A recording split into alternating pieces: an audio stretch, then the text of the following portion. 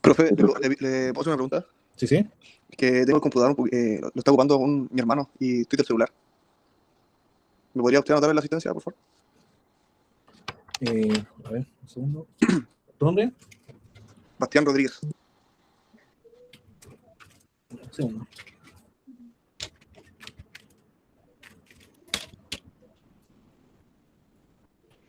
Profesor, también le molestaría con eso, que yo tengo un problema con la computadora. Y estoy ¿Tu nombre? Alejandro Geldes. ¿Gelbes? Geldes, con J y S al final. Ya. Muchas gracias. Ya.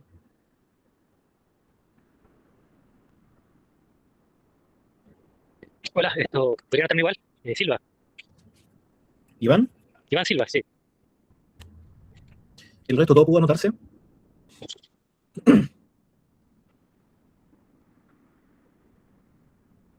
¿Me sé alguien que esté pendiente de entrar?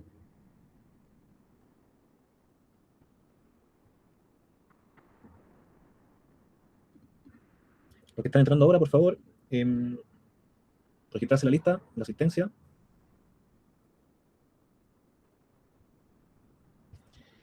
Voy a marcar manualmente entonces a los estudiantes que me acaban de hablar. Tengo a Bastián Rodríguez. Sí, profe. Alejandro. Profe, ¿a mí me voy a marcar también? Un segundo. Geldes. Silva.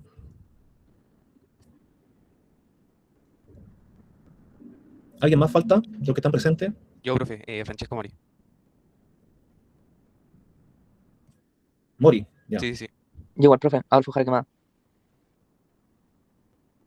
¿Quién más? Yo, Bastián Caro. ¿Quién más? Profe, Cristóbal Muñoz. ¿Ya? Gracias. ¿Ok? ¿Todos se anotaron? Partimos entonces. Ya, entonces yo lo dejé pensando con el tema del UF, me voy tocando tangencialmente el tema porque no es para resolverlo en esta clase, sino que es para dejar ciertas inquietudes nomás, para que se empiecen a hacer preguntas, ¿ya? Respecto del curso. Voy dejando esas preguntas, por ejemplo, la UF, ¿por qué cambio la UF? ¿Por qué hay créditos más baratos que otros créditos? ¿Ya? ¿Qué es que es un crédito más barato que otro? Se refleja principalmente en la tasa de interés. ¿Quiénes son los sujetos de crédito? ¿Ya? Bueno, los créditos los pueden tomar personas naturales y jurídicas. ¿Ya? La persona natural somos todos nosotros. Las personas jurídicas son las empresas, las organizaciones. ¿Ya? La universidad tiene un RUT. ¿Ya? La Universidad Católica tiene un RUT, ¿cierto? Es una persona jurídica. ¿Ya? Por lo tanto, las personas jurídicas o naturales contraen derechos y deberes, ¿ya? Frente a la ley. O sea, esto tiene tiene todo un contexto, ¿ya? Que vamos a ir tocando a lo largo del curso, ¿sí? Entonces, vamos con la clase 1, donde vamos a hablar acerca del proyecto en el contexto económico, el rol del ingeniero civil, y vamos a comenzar acerca de los tipos de costos, ¿ya? Entonces, tengamos esto en el radar, desde que salgamos de esta sesión, aprendiendo qué es un proyecto, cuáles son las etapas de un proyecto, para que esto se haga realidad y finalmente se obtenga el objeto del proyecto, ¿ya? El objetivo, y comenzar a ver ya los tipos de costos presentes en un proyecto, ¿sí? Los tipos de costos. Entonces, primero, antes de pasar a la lámina, ¿qué es un proyecto? ¿Qué es un proyecto? Lo pueden responder por el chat, a viva voz. Podría decir que es como una idea que se quiere llevar a cabo cumpliendo ciertas etapas y ciertos objetivos. ¿Ok? Ya se cumplen etapas, objetivos, está dividido por etapas, sí, sí. Hay un objetivo, tiene un propósito, ¿cierto? Bien, ¿ya? ¿Qué cosas caracterizan un proyecto? Tiene un inicio y un fin. Ya, eso es clave. Los proyectos son una cosa temporal, ¿cierto? Un proyecto no está para siempre, ¿ya? A menos que estemos construyendo ¿cómo se llama? Esta iglesia que está en Barcelona, que todavía la están construyendo de Gaudí, la Sagrada Familia, por ejemplo, que ya como más de 100 años en construcción, ¿ya? Pero un proyecto tiene un comienzo y tiene un fin, ¿ya? O se abandona por último, ¿ya? Pero tiene que terminar, ¿ya? Es un esfuerzo temporal. Veamos, definiciones de proyectos que podemos encontrar en la literatura, ¿ya? Por ejemplo, el PMBOK, ¿ya? Que es un libro que creo que lo va a acompañar bastante. El PMBOK, en inglés, lo voy a escribir por acá, ¿ya? Significa Project Management Body of Knowledge. ¿Ya? No lo escribí muy bien ahí, pero Project Management Body of Knowledge, es decir, cuerpo de conocimiento de la gestión de proyectos. El PMBOK es una de las referencias más usadas para el ejercicio del project management, de la gestión de proyectos. ¿Ya?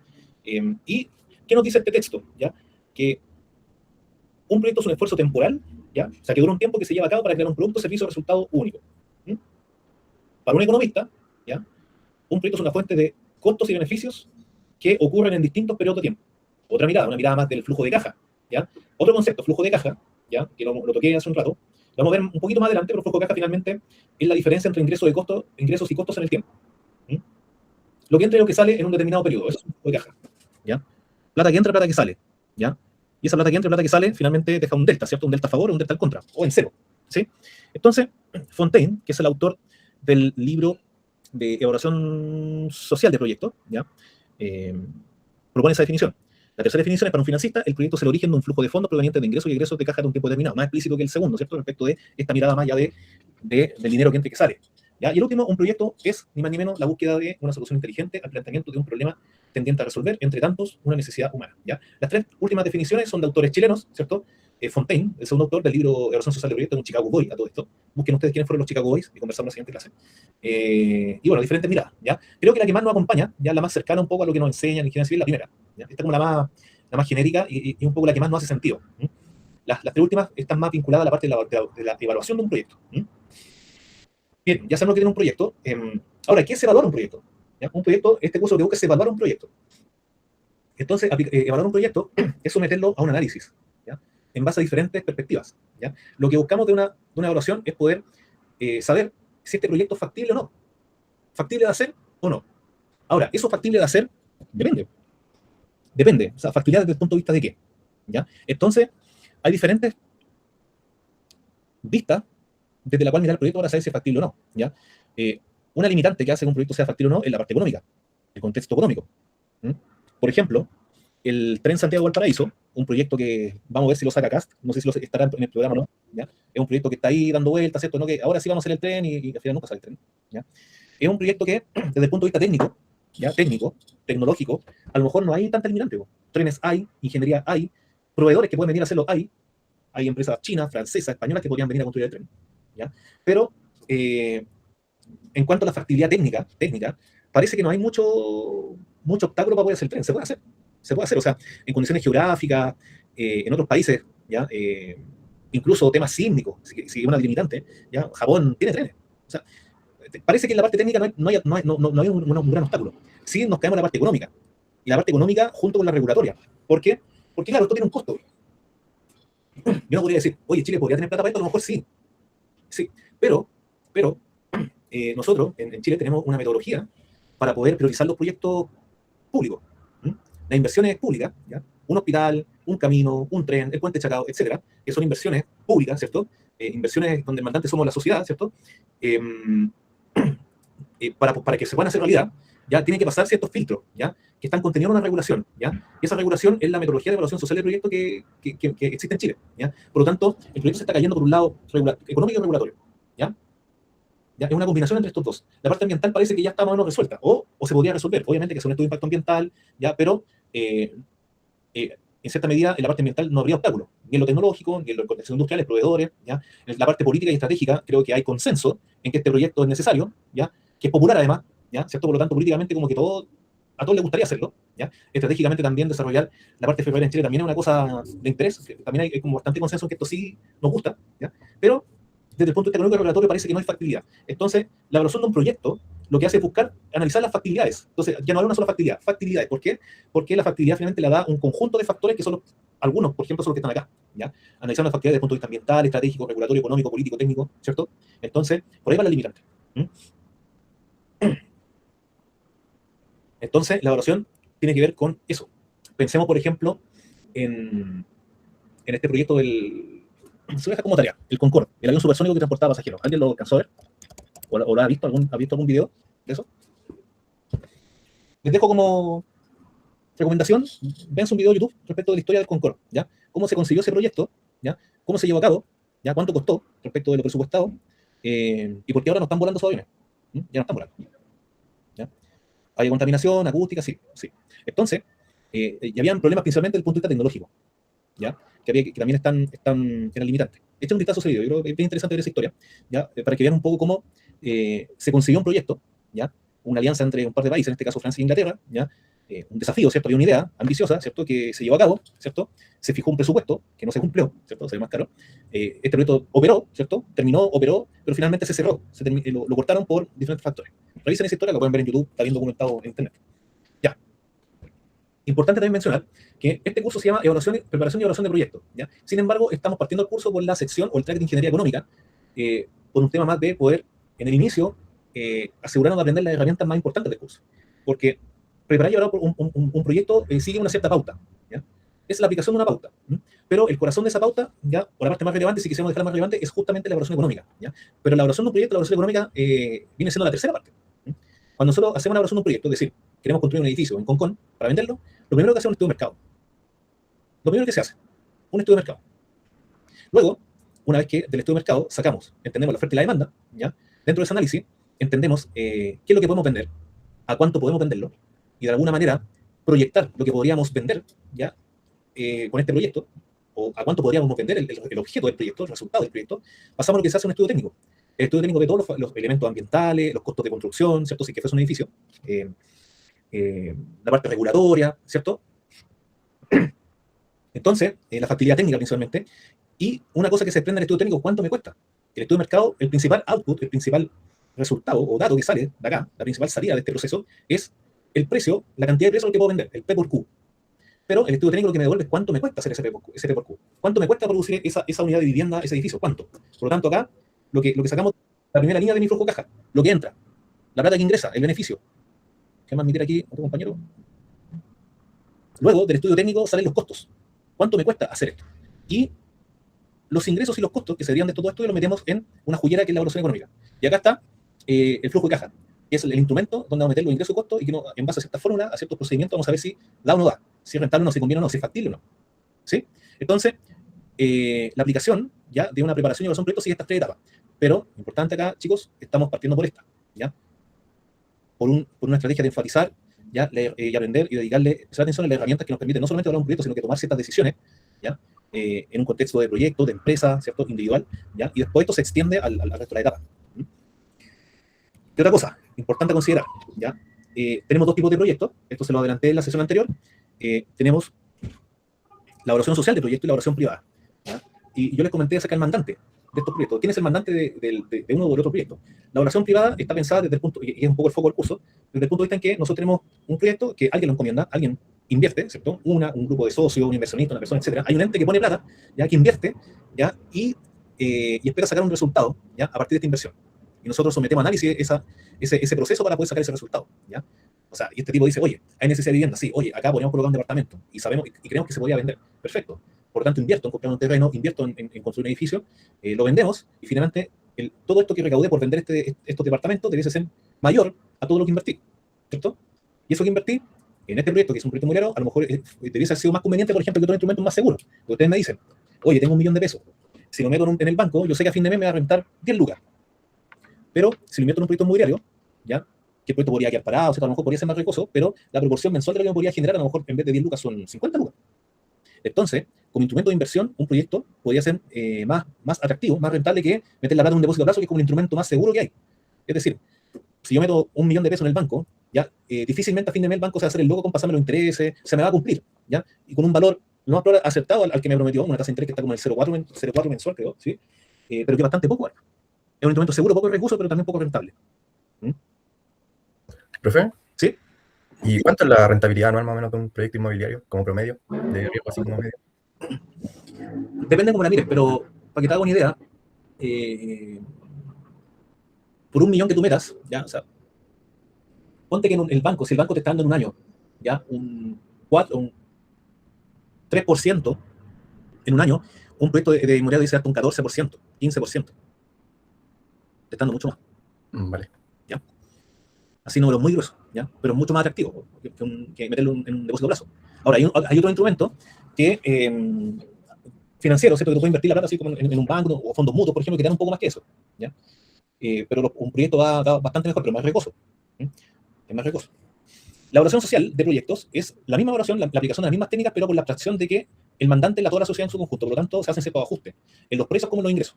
Y se aplica una metodología. Y esta metodología cambia de país en país, ¿ya?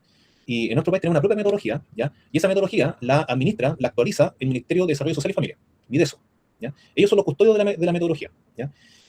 Por lo tanto, y hay metodologías para diferentes tipos de proyectos, ¿ya? Proyectos de defensa, proyectos vinculados a la salud, ¿ya? Es todo un mundo, ¿ya? ¿Quiénes hacen evaluación social de proyectos? ¿Ya? Principalmente los que hacen evaluación social de proyectos son profesionales que están en el sistema público. Uno podría hacer evaluación social de proyectos en una municipalidad, en una CEPLA, por ejemplo, ¿ya? Uno podría estar haciendo evaluación social de proyectos en el Ministerio de Salud, en la JUNGI, ¿ya? En todos estos organismos públicos que necesiten evaluar la rentabilidad, ¿cierto?, la bondad de algún proyecto de inversión pública, sea una infraestructura, inversión en por ejemplo, mejorar el transporte, ¿cierto?, que también es un proyecto. El Transantiago, por ejemplo, fue un proyecto de implementación, ¿cierto? Piensen que, por ejemplo, el Puente de los Castaños en Viña del Mar, lo conocen, ¿cierto? Puente de los Castaños, ¿ya? Donde está la feria en Viña, ¿ya? Es un puente relativamente nuevo, ¿ya? Fue una inversión pública, ¿ya? Y bueno, y esa inversión pública salió, ¿cierto? Y pudo finalmente terminar en un proyecto construido, funcionando como el que ustedes pueden ir a ver. Ahí está, vivo, está funcionando, ¿cierto? Una cosa que de verdad. Y eso salió en base a una evaluación social, ¿ya? Entonces, los costos de hacer ese puente no son muy difíciles de estimar, ¿ya? Porque ahí está, yo saco la geometría, calculo, yo podría calcular los costos. Pero le hago la siguiente pregunta. Para evaluar ese proyecto, si es rentable o no, ¿cuáles son los ingresos de hacer ese puente? Desde el punto de vista del mandante, yo les dije que el mandante es la sociedad, en su conjunto, todos nosotros. ¿Cuál es el ingreso para nosotros, los dueños de ese puente, toda la sociedad, todos los chilenos, ¿cierto? Y los residentes, etc. Para la sociedad en su conjunto, ¿cuál es el ingreso de ese proyecto? Sabemos lo que costó, ¿cierto? Eso lo podemos incluso buscar en internet y solamente vamos a encontrar cuánto salió hacer ese puente. Pero ¿cuál es el ingreso? Siempre hablamos de costo de ingreso. ¿Cuál es el ingreso de hacer ese puente? Ingreso directo como tal no habría, pero podría de cierta forma como indirecta claramente generar un ingreso. Como, ¿qué cosa indirecta, por ejemplo, tú tratarías de transformar en ingreso? Por ejemplo, no sé, si yo, o sea, que al final es como un tema, al ser una obra vial, facilita el acceso, por ejemplo, y ese mismo acceso me podría entregar cierto ingreso si quiero trabajar en cierta zona o algo por el estilo. Ya, bien, Lucas. Sí, lo que hace la metodología, las técnicas de evaluación social de proyectos es justamente lo que tú dices. Es, de esta manera, como tú dices, indirecta, tratar de estimar o de transformar a plata estos beneficios que son un poquito indirectos. Ya, los TAC, que son esos peajes, es cuando, es una particularidad, ya lo menciona Rodolfo, se da cuando la factibilidad del proyecto se da de manera mixta. Es decir, todo el sistema de autopistas, ¿ya? Vespucio, Ruta 68, ¿cierto? Es una cosa mixta, son inversiones públicas y concesionadas. O sea, tiene una pata pública, pero también es privada, ¿ya? Y eso sucede cuando, para que sea factible, ¿ya?, tenemos que colocar aportes de privados. Por lo tanto, se hace una inversión sobre ese proyecto, pero también hay un pago que queda de remanente en el tiempo. En este caso se paga a través de los TAC, ¿ya? Es una casuística que vamos a ver más adelante, pero que es un complemento que aparece, ¿ya? Y un poco la base del sistema de concesiones que tenemos, y es porque es obra que no sería factible hacer nosotros con los recursos públicos solamente, o administrarlo. O sea, tener una ruta 68, la autopista, el Vespucio, Trocanera, Costanera Norte, etcétera, etcétera, hacerlo de manera pública no sería posible, ¿ya? Pero sí es posible de manera mixta, es decir, entregando esta infraestructura en concesión para servicio público, pero administrado por un concesionario que pone plata y que después recauda en base a un TAC, a un peaje, entonces es un modelo mixto, ¿ya?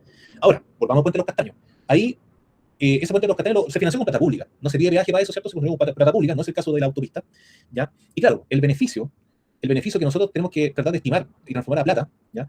Y que no es tan directo, como mencionó Lucas, tiene que ver con eso la metodología. Es cómo transformar, por ejemplo, el ítem reducción del tiempo de viaje en un beneficio. Por ejemplo, una de las cosas que se pondera en una evaluación social, cuando tú construyes infraestructura, ¿ya?, vial, es, por ejemplo, bueno, ¿cuánto se reduce el tiempo de viaje de una determinada población si coloco este puente? ¿Ya? Es decir, si producto del taco que había, el tiempo de viaje de este sector, y se estudia un área de influencia, ¿cierto?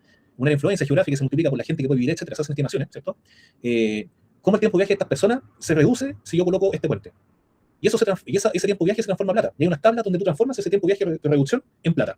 Y ese ingreso estimado, ¿cierto?, compite con los costos de hacer el puente, ¿ya? Así también, por ejemplo, el beneficio de hacer una plaza, ¿ya?, también se evalúa. ¿Sí? También se evalúan las externalidades, ¿ya? Externalidades son el efecto indirecto de poder hacer una infraestructura, ¿sí? Volviendo al ejemplo que puso del tren de Valparaíso a Santiago, esto caería en lo del contexto regulatorio, ¿no? Lo del beneficio. Sí, en particular lo que está pasando con ese proyecto es que se hace una evaluación social, ¿ya? En términos de plata, a lo mejor el país podría invertir en eso, pero la metodología también lo restringe. Es decir, la metodología te impone ciertos mínimos para que ese proyecto sea rentable. De hecho, vamos a hablar de la tasa interna de retorno, pero hay un indicador que se llama la TIR, tasa interna de retorno, que hay una TIR social, ¿ya? Y ese proyecto no está llegando a esa TIR social mínima para que sea rentable desde el punto de vista social. Eso es lo que está tabulado. Entonces, todavía no llega a ese valor. ¿Mm? Y eso es porque el proyecto se pone a competir con otras cosas, ¿ya? Es decir, claro, está la necesidad de hacer este tren, ¿ya? Pero el beneficio también de meter esta plata en el tren todavía no empata a otras necesidades donde esta plata sí podría generar un mayor beneficio social. Entonces tiene que ver con un tema de prioridades también y cómo el proyecto de manera intrínseca también cumple con su propia rentabilidad social que impone la metodología, ¿ya? Entonces, por eso no está dando. ¿Sí? Bueno, la evaluación de un proyecto sigue ciertas etapas, ¿ya? Déjame aquí, ya. Sigue diferentes etapas, ¿ya? Acá en este monito, ¿ya? Yo le puse la etapa de un proyecto desde la idea hasta que se termina su operación, ¿cierto? Otros libros podrían clasificarlo de otra forma, pero podríamos entender el proyecto primero en tres grandes bloques. La preinversión, es decir, todo lo que son los estudios previos, los diseños, todo antes de que se construya, ¿ya? Todo eso que pasa antes de que se construya, que igual cuesta plata, es decir, hacer una ingeniería básica, ¿ya? Para saber si el tren podemos hacerlo. O sea, piensen que el tren Santiago-Valparaíso no se ha hecho todavía, no hemos pasado la etapa de inversión, pero sí se ha pasado por esta etapa de preinversión. Es decir, lo que no ha pasado es que, o está al menos entre la 3 y la 4. O sea, se ha gastado plata, sí, pues se han hecho estudios. ¿Mm? O sea, preinversión se ha hecho, sí. Se han quemado ciertas etapas, sí. La idea se hizo. Se ha hecho un perfil. Se han hecho anteproyectos, estudios más básicos se han hecho, ¿ya? O sea, hemos pasado por preinversiones, pero no hemos pasado la etapa de inversión, no se ha construido. Pero sí hemos gastado plata, ¿ya? Bueno, la etapa antes de construir se llama preinversión. Ya cuando decidimos ejecutar el proyecto, construir y poner en marcha, hablamos de la etapa de inversión, ¿ya? Y después que terminamos de construir, este proyecto entra en operación, entra a funcionar, ¿ya? Y la operación también podría involucrar ciertos costos. O sea, yo construyo un puente, por ejemplo, y no lo dejo botado. El puente también requiere inspecciones, ¿ya? Requiere al menos que un ingeniero vaya a mirarlo cada vez que hay un sismo importante, ¿cierto? El sistema ferroviario, por ejemplo, tú dices, ya, construí el tren, listo, lo pongo a funcionar, pero la operación de ese tren, ¿ya? La misma, aunque se piense en las mejoras que le han hecho al tren Santiago-Valparaíso, ¿ya? O la construcción de la estación Valencia. O sea, ya se hizo una inversión, se está haciendo la estación, no sé si ya está funcionando o no, pero la operación también tiene un costo. Entonces, el curso que estamos ahora enfrentándonos trata de mirar todas estas etapas hasta que el proyecto se cierra o deja de operar, ¿ya? O se corta el horizonte de análisis. Hasta ahí llegamos, es decir, desde la idea hasta que el proyecto, hasta, por ejemplo, demoler el puente. O sea, le damos un corte que está bastante lejos, entonces miramos el proyecto en su máxima amplitud. A diferencia de mirar el proyecto durante su construcción, que es un poco lo que van a ver en el curso de planificación de un proyecto, que se enfoca en esta etapa, la ejecución. Y la ejecución la abrimos como en esta cajita. Este es un print del libro del PMBOK que le contaba, ¿ya? Es decir, se nos enfocamos nada más que en la etapa de construcción. Es decir, ya me contrataron una constructora, tengo que hacer este puente, perfecto, ¿ya? Entonces, para hacer el puente, yo tengo que iniciar el proyecto, armarlo, organizarlo, ¿cierto? Ejecutarlo y finalizarlo, ¿cierto? Entonces, pero esto es el ciclo de vida durante el proceso de ejecución del proyecto, ¿ya? Y esto es más o menos lo que ocupa a un administrador de obra, a un jefe de terreno, ¿cierto? Es todo este periodo de construir. Me pasa las especificaciones, ¿cierto? Las especificaciones técnicas, la base administrativa, construyo y se lo entrego a un mandante. Chao, me voy. Eso es lo que hace una constructora. Bueno, la constructora, ¿ya? Está en esta etapa azul nomás, pues. Pero alguien tuvo que mirar estas 9 etapas. Lo está mirando de arriba, ¿ya? ¿Quién lo mira de arriba? El mandante, principalmente, el mandante. Entonces vamos viendo qué es cada etapa, ¿ya? La primera etapa de un proyecto, el lidera, ¿ya? ¿De dónde salen las ideas de un proyecto? ¿Ya? Podría ser, desde el punto de vista público, una política de desarrollo, una necesidad priorizada, ¿ya? En una comuna, ¿ya? A nivel regional. Hay elementos urgentes también que ya no pueden esperar y que requieren inversión, ¿ya? O requieren formular el proyecto, ¿ya? Por ejemplo, el puente Capuchino, acá en Santiago Viña, ¿cierto? Que está deteriorado. O sea, está en carpeta mejorarlo o reconstruirlo porque está con problemas. Entonces hay una necesidad ahí, que gatilla la idea de hacer un proyecto para mejorar ese puente, arreglarlo o hacerlo de nuevo, ¿ya? A veces la idea también vienen si estamos en un contexto comunal, público, viene de las propias personas. A veces los municipios levantan consultas para saber, bueno, ¿qué necesita la gente? A veces el proyecto, claro, viene con un programa, pero a veces los proyectos, las iniciativas salen también de necesidades que van levantando los mismos vecinos. Y de ahí se levantan ideas, ¿ya? Y esta idea, bueno, para poder llevarla a cabo hay que someterla a cierto análisis para ver si se pueden hacer o no se pueden hacer, ¿ya? Entonces, estas ideas que se levantan, de hecho, en el mundo privado, vamos al mundo privado, también se levantan ideas. El mundo privado, las empresas, ¿ya? Están constantemente también realizando proyectos.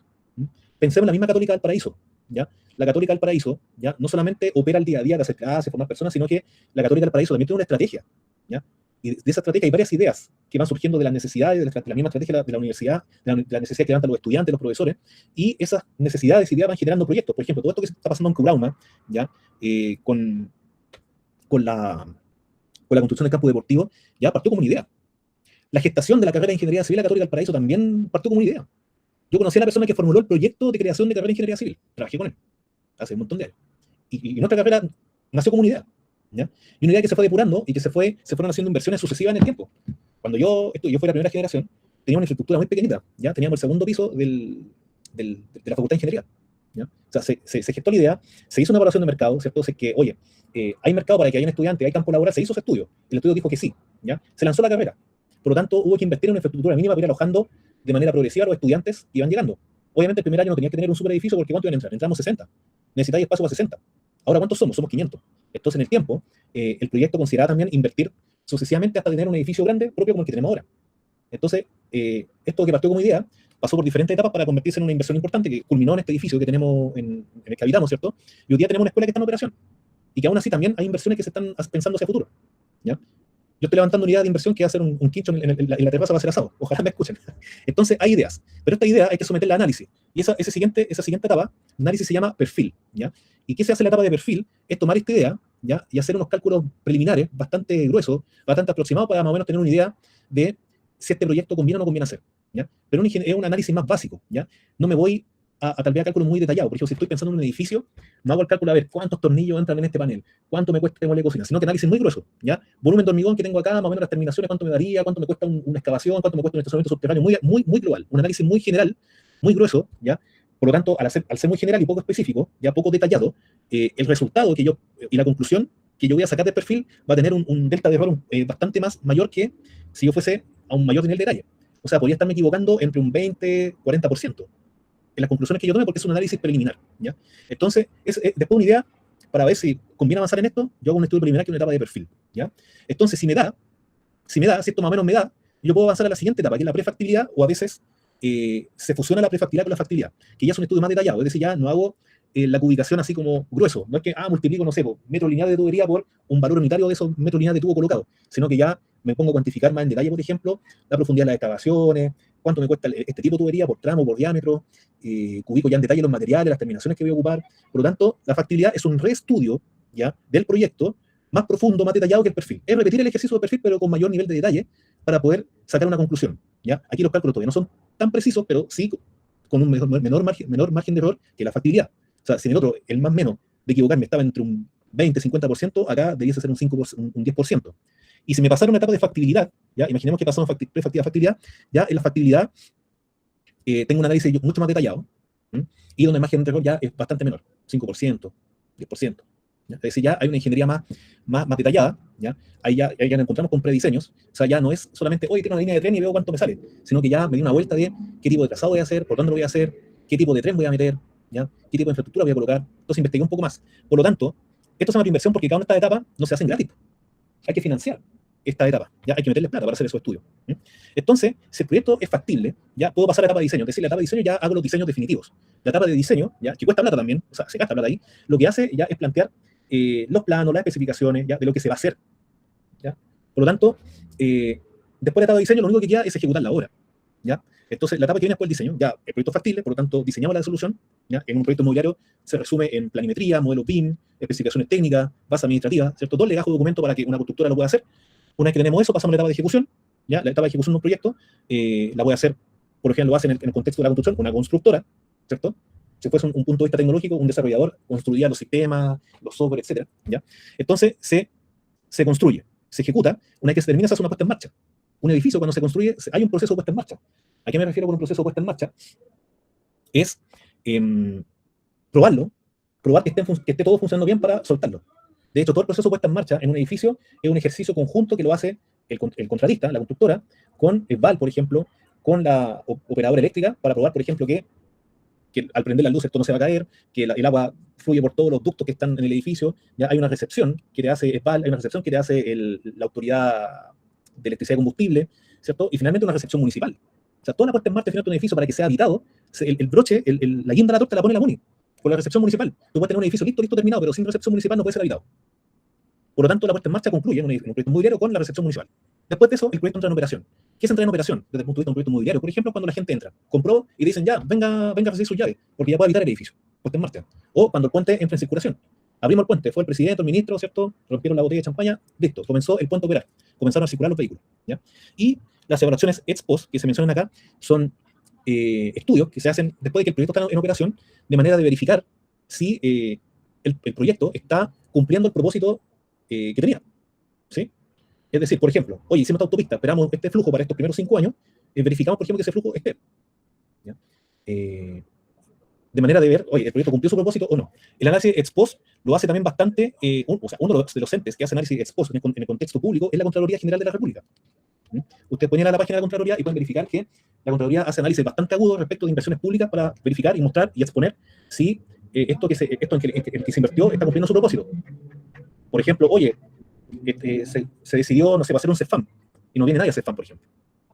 Entonces, a lo mejor un proyecto subdimensionado o que no está bien localizado. Entonces, hace esa verificación de manera que se cumpla el objetivo o verificar si se cumple el objetivo de la inversión. Entonces, estas evaluaciones son bastante importantes, ¿ya? Y son formales, ¿ya? Son recurrentes en el ámbito público. ¿Dudas hasta acá? Bien, el ingeniero civil puede participar en toda la etapa, ¿ya? Usted puede estar en el mundo público, en el mundo privado, en la formulación, en la ejecución, en el análisis ex post, ¿ya? Usted puede ocupar diferentes roles, ¿ya? En la diferente etapa de un proyecto, como ingeniero civil, tanto en lo público como en lo privado, ¿ya? O sea, por ejemplo, aquí les puse un print, pero si ustedes se van a buscar pega en el sector público, van a encontrar avisos de trabajo para personas que ayudan a formular proyectos. Para formular proyectos o para dirigir la formulación de proyectos, la ejecución de proyectos, ¿ya? O sea, hay todo un campo de trabajo para ustedes en esta disciplina. Fíjense acá, aquí puse uno, Municipalidad de Cerro Navia, oferta laboral para proveer cargo de formulador de proyectos. ¿Sí? Las propias municipalidades formulan proyectos, ¿ya? Lo formulan para ir a buscar financiamiento. A veces la MUNI tiene financiamiento propio, ¿ya? Y a veces la MUNI lo que hace es ir a buscar financiamiento a instancias superiores. La instancia superior a una MUNI sería el nivel regional. Por eso que van a encontrar a veces los letreros de obra, de proyectos públicos, una obra que beneficia a una cierta comuna, ¿ya? Pero que está financiado con fondos del gobierno regional, ¿ya? Porque la MUNI no siempre tiene plata o tiene las capacidades para hacer un proyecto de gran envergadura. Por lo tanto, los organismos más chiquititos van buscando como plata, ¿cierto? En concursos públicos para el sector público, digámoslo de esa manera, ¿ya? Bien, ¿cuánto nos queda? 12 minutos. ¿Ya? Un breve repaso de lo que es un costo, ¿ya? Vámonos ya a tierra derecha, respecto de términos que tenemos que ir incorporando. Un costo es un desembolso, ¿ya? Es un desembolso que puede haber sido hecho en el pasado. Ese desembolso en el pasado se llama costo hundido, o en el presente, eso se llama inversión, o en el futuro, costo futuro, ¿ya? En forma real o virtual. O sea, quedemos con que el costo es un desembolso. Ahora tenemos diferentes tipos de costos, ¿ya? Al final de esta presentación les dejé una lista de costos, o diferentes formas de mirar el costo, ¿ya? Que ustedes, la idea es que lo miren y lo podemos discutir en la próxima clase, porque a veces un costo, por ejemplo, instalar un baño cuesta X en la universidad, por ejemplo, pero dependiendo de cómo lo miremos, podría ser un costo u otro costo. Podría ir en una cuenta o en otra cuenta, ¿ya? Entonces los costos sí son desembolsos de plata, ¿ya? Pero podríamos gastar la plata en un mismo elemento, pero ese elemento, el costo podría ser diferente, ¿ya? Podría tener un diferente tratamiento desde el punto de vista de las cuentas de la empresa o de la organización. Entonces vamos a mirar los costos de diferentes lentes, ¿ya? Por ejemplo, el costo hundido. No sé si te he escuchado hablar del concepto de costo hundido. Vamos a ver sobre alguno en esta clase, ¿ya? Costos. Lo que dijimos es un desembolso, ¿ya? Construir una universidad tuvo un costo, ¿cierto? Pero una forma de mirar los costos es respecto de su temporalidad, y acá les puse. Un desembolso en efecto o en especie hecho en el pasado. Un costo hundido. Veamos la definición de costo hundido acá nuevamente. Son costos realizados en el pasado que no pueden ser recuperados y no tienen incidencia en la evaluación del proyecto. Esto es un costo hundido, ¿ya? Y creo que lo vieron en economía. Se los voy a ilustrar con este ejemplo para que sepamos lo que es un costo hundido, ¿ya? De hecho, les traigo otro ejemplo. Algo que me pasó a mí. Para que sepamos lo que es un costo hundido. O tratemos de discutirlo al menos. ¿Ya? Atención a la situación. ¿Se ve el Excel, cierto?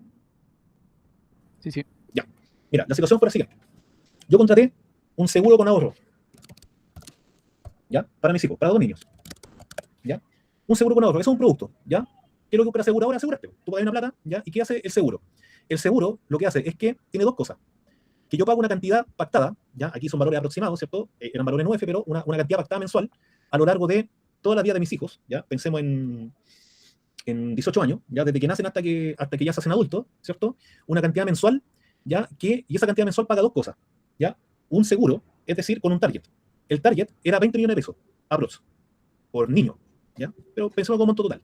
20 millones de pesos, es decir, que si yo comienzo a pagar la cuota hoy día de 250.000, ¿ya? Y llegan los 18 años, ya, pagué mi última cuota y mi hijo cumple 18 años, me pasan 20 millones de pesos. ¿Ya? Ahora, si ustedes multiplican lo pagado versus lo que rescato, posiblemente lo pagado sea mucho mayor, ya, que lo que rescato, ¿sí? Porque estoy pagando un seguro. Es decir, la gracia de esto es que si yo pagué la cuota 1 y me muero al otro día, a mi hijo le dan 20 millones de pesos. O sea, en ese escenario perdió la aseguradora. Pero si yo dejé pasar el tiempo y no me pasó nada a mí, la aseguradora me devuelve este ahorro, entre comillas, que es una cantidad más o menos inferior a lo que invertí, pero estuve todo el tiempo asegurado y rescaté 20 millones de pesos. Entonces, esa es la propuesta. Pago 250 lucas, valor de resumen, ¿cierto? A lo largo de toda la vida de mis hijos, y rescato 20 millones de pesos por niño. ¿Ya? Pongámosle 40 de una. Ya. Entonces, ¿qué pasó? Yo pagué por 4 años este seguro con ahorro, por lo tanto, la cantidad pagada a lo largo de 4 años eran 12 millones de pesos. Eso es lo que he desembolsado, ¿ya?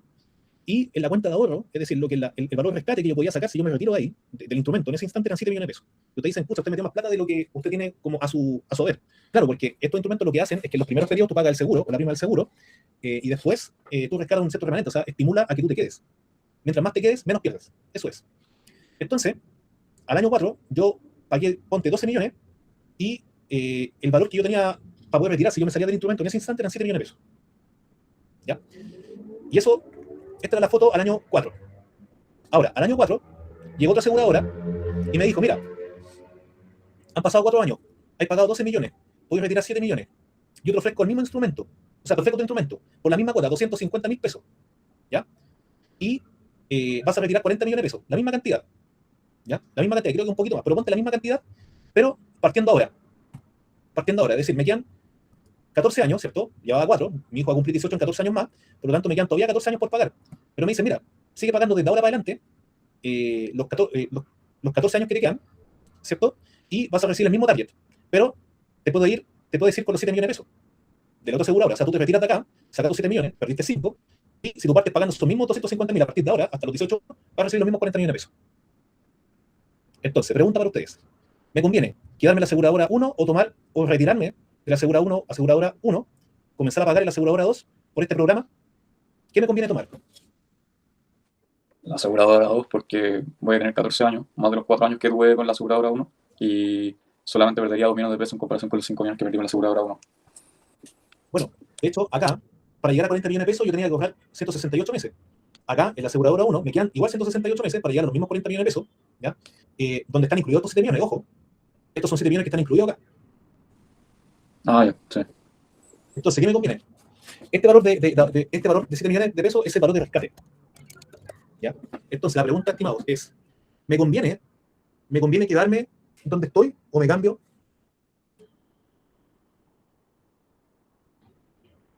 Piensen que si me cambio, me van a dar, me puedo llevar al bolsillo los 7 millones de pesos. Pero lo único es que la diferencia de esto y esto que pagué, los pierdo. O sea, ya los pagué. No los recupero. ¿Ya? Pero yo voy a seguir desembolsando lo mismo. Y por el mismo periodo, y voy por el mismo target. 7 millones de pesos. ¿Me conviene o no me conviene cambiarme? En términos de la plata que voy a desembolsar, es la misma en ambos casos. Porque la aseguradora 2 me dice, sigue pagando por los próximos 14 años 250.000 y va a recibir 40 millones. Y la aseguradora 1 me dice, termina de pagar los 250.000 pesos por los próximos 14 años y va a recibir 40 millones. El punto es que si yo me salgo de acá, ¿ya? De los 12 millones que invertí, recupero 7 nomás. Y comienzo a pagar acá. ¿Qué me conviene? Estaría perdiendo 5 millones que no estaría perdiendo si me quedara. ¿Ya? ¿Alguna otra opinión? Profe, consulta, pero si uno se queda con la aseguradora 2, significa que uno queda a los 18 años del hijo, queda con los 40 millones más ¿Sí? Los 7 millones que uno saca y con Claro, la misma cuota. O sea, claro, Significa que me voy con 7 millones de pesos en el bolsillo, ¿ya? Llevo los mismos 40 millones, pero desembolsé en el otro lado 12. Pero sí, me voy con 7 millones. Ahora, por cambiarme, retiro 7 millones de los 12 que puse, pero sigo pagando los 250.000 y llevo el mismo target que la aseguradora 1. Entonces me conviene quedarme, porque igual de una u otra forma me quedan 14 años, y si me quedo no pierdo esos 5 millones. Y el mismo plazo, voy a tener el mismo target igual, así que me conviene quedarme en la aseguradora 1. Si yo la 1 y sigo pagando, voy a recibir 40 millones, ¿cierto? Claro. Si yo me quedo la 2 y sigo pagando, ¿cuánto voy a sacar? ¿Profe? Sí. Una consulta, pero en el caso que si uno está en la aseguradora 1 y ya tiene 12 millones por cierta cantidad de tiempo que estuvo y después se cambia a la aseguradora 2 y quieren llegar a los 40 millones, pero es al menos tiempo estimado del que estaba en la aseguradora 1, ¿no es cierto? Claro, o sea, estoy sacando 40 millones, pagando la misma cuota en menos tiempo. Entonces en ese caso sería mejor cambiarse a la aseguradora 2, porque aparte tendría los 40 millones más los 7 millones, ¿o no? Correcto. Repasemos el ejercicio. ¿Qué es quedarme? Quedarme es seguir pagando 250 y retirar 40 millones a los 18 años. Salirme es rescatar 7 de los 12 millones invertidos, seguir pagando 250 y recibir 40 millones en 14 años. Entonces ustedes dicen, en el largo plazo, ¿qué está pasando? Que la gracia acá es que no voy a pagar más tiempo, pago el tiempo que me queda. Es decir, pago los mismos meses que me quedan, voy a llegar al mismo target, pero yo me puedo ir con este valor rescatado. Ahora, acá implica que de los 12 millones que gasté, recupero 7 nomás. O sea, hay 5 millones que entre comillas son pérdida, ¿ya? Pero esa pérdida, ¿ya? Que finalmente no influye en mi decisión, porque tampoco lo puedo recuperar, ¿ya? Y tampoco afecta, ¿ya? La decisión que tomo acá viene siendo lo que conversamos, eso es un costo hundido. Esos 5 millones que dejo pasar acá entre comillas, o que gasté y que no los recupero, pero finalmente irme por acá, taparme el ojo y tomar esta alternativa, finalmente igual va a ser más rentable, esos 5 millones se transforman en lo que se llama un costo hundido. Es decir, me los gasté, los pierdo, pasó la vieja, pero dejarlos pasar igual no hace que la otra alternativa sea mejor. Se lo ilustro con otro ejemplo. Profe, o sea, en ese caso estaría ganando la aseguradora 1 y usted, porque la aseguradora 1 se queda con plata, la plata supuesta que perdió, y usted se queda con los dos, o sea, con los 47 millones. Claro, yo al final, al cambiar otro lado, termino sacando 47 palos. Ahora, la aseguradora 1, le metí 12 millones y rescaté 7, perdí 5. O sea, es como que se delta, claro, 2 millones. O sea, finalmente irme por el otro lado, dejando pasar el otro, igual en plata. Pero claro, al final uno estaría perdiendo esos 5 millones porque estaría solamente retirando 7 de la aseguradora 1, pero al estar, por ejemplo, habíamos pactado que con la aseguradora 1 íbamos a ganar 40 palos en 18 años y con la aseguradora 2 serían 40 palos en 14 años. Sí. Entonces, en 4 años menos estaríamos ganando la misma plata. Y en esos 4 años, de hecho, justamente era que se gastaban 12 millones. O sea, estaría ganando 12 y habiendo perdido 5, entonces al final habría ganado 7 más, de hecho. Ahí están, claro. Ahí está la pasada. Entonces, cuando uno mira desde el punto de vista de lo que gasté y lo que estoy recuperando, dice, puta, estoy perdiendo. Pero uno mira la otra alternativa. Mira, vamos a lo cortito este ejemplo. Fíjate, aquí pasa algo parecido. El señor Pérez compró hace 2 años un terreno, ¿ya? Lo compró a 10 millones para pagarle ¿no sabéis qué? Se lo voy a dejar como tarea mejor. ¿Ya? Porque esto lo vemos al inicio de otra clase, pero acá, en este ejercicio, porque quedan 2 minutos, no quiero dejarlo pegado, sucede algo parecido. Entonces, por favor, lo que les pido, hasta esta lámina, que puedan revisarlo, ¿ya? Es un señor que compró un terreno, ¿ya? Se tomó un crédito con ese terreno, se embarcó, ¿cierto? Pagó cuotas, y llega un compadre y le dice, oye, te ofrezco otro terreno igual, pero salirte del otro terreno implica dejar pasar ciertas lucas, por irte a este otro. Entonces uno mete eso en la joyera y dice, oye, ¿me conviene quedarme o me conviene cambiarme? Son decisiones que salen a cada rato, ¿ya? A veces uno se cambia de banco también con las deudas. Y toca hacer estos análisis. Entonces, les dejo como tarea revisar este ejercicio. El tiempo pasó muy rápido la hora. Así que son las 3:39, sobre todo que esto queda un minuto. Así que revisen esto y lo discutimos en la siguiente clase partiendo la sesión, ¿ya? Respecto de qué conviene. Si al señor Pérez le conviene quedarse pagando el terreno que tiene o tomar la alternativa que le ofrece este señor que está ofreciendo una nueva alternativa, ¿ya? Analícelo como antecedente el análisis que acabamos de hacer con el caso del seguro, ¿ya? Lo discutimos el otro miércoles, ya en presencial, ¿ya? Nos vemos allá en clase, ¿sí? ¿Alguna duda, comentario? Profe, disculpe, ¿las ayudantías empiezan esta misma semana? La próxima semana. Ya, gracias, profe. No hay, el otro sí, ¿ya? Y comiencen a traer dudas, chicos. Ya aquí vamos a empezar a tocar cosas como van a haber conceptos, el crédito, que el interés, o que cosas que tenemos que si ustedes tienen dudas, por favor, levanten la mano, ¿ya? Va a haber mucho de cultura general, como incorporando conceptos a lo largo del curso, porque, como digo, este curso como que toca estas cosas de lo cotidiano, ¿ya? Del día a día, ¿ya? De una persona que toma deuda, que invierte, que gana un sueldo, que paga impuestos, o que quiere emprender. O sea, hay muchas cositas que hay que empezar a aprender y a veces no están en las láminas. Entonces, si a ustedes les salta la duda, por favor, levanten la mano y lo vamos resolviendo todo, ¿vale? Bien, que tengan buena tarde entonces, chicos. Nos vemos el otro miércoles. Y lo espero con una resolución de este ejercicio. A ver qué les sale, ¿vale? Profe, consulta, la asistencia la pasó al inicio de la clase. Sí, señor. Y los que ingresamos un poquito más tarde. Pasó ahí. Ni siquiera por 5 minutos. Que venía manejando de Santiago. No me pude meter antes. Es que el sistema mismo me bota. Voy a ver si puedo entrar porque no es mala onda. El sistema ya después me tira para afuera. Sí, es que igual después por el 75% de la asistencia, igual puede perjudicarnos. Sí, me quedé un buen rato esperando ahí. Y si yo entro acá y trato de la asistencia, no me va a dejar. Mira.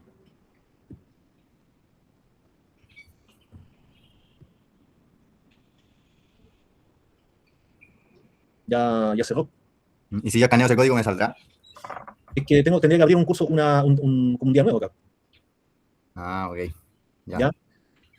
¿Quiénes son los que faltan? Yo, Joaquín González. ¿Joaquín González está ahí o no? Joaquín González. Ahí está, no. Joaquín Andrés González. Estaría más bajito. ¿Usted es Joaquín o quién es? Sí, yo soy Joaquín Andrés González Vélez. ¿Ya?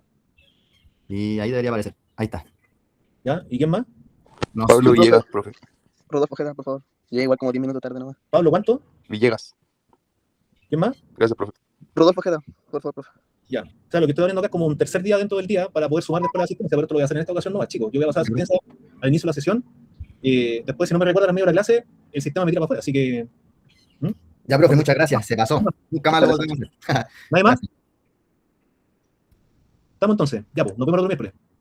Vale, profe, chao, chao. Chao. Chao, profe. Chao. Chao, profe, gracias.